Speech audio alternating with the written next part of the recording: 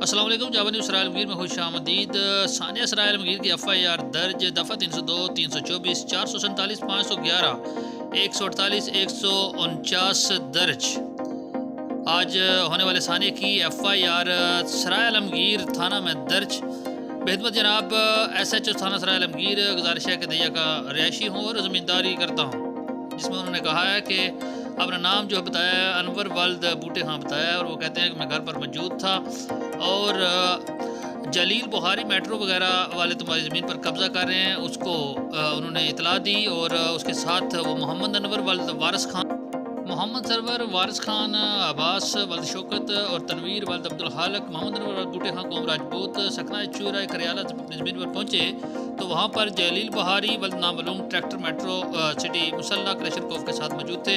उनके साथ अब्दुर्रहमान, अली रहमान पेसरान वगैरह, राजा मेहंदी मुसल्ला क्लेशरकोफ और दीगर अफराद जिनके नाम आप स्क्रीन पर देख रहे हैं मौजूद थे।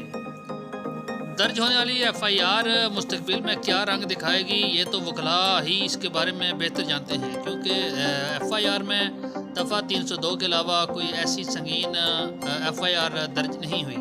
इसके बारे में वकील ही बेहतर बताएंगे। Thank you for listening and watching us. जावा न्यूज़ सराय देखने का बहुत बहुत शुक्रिया।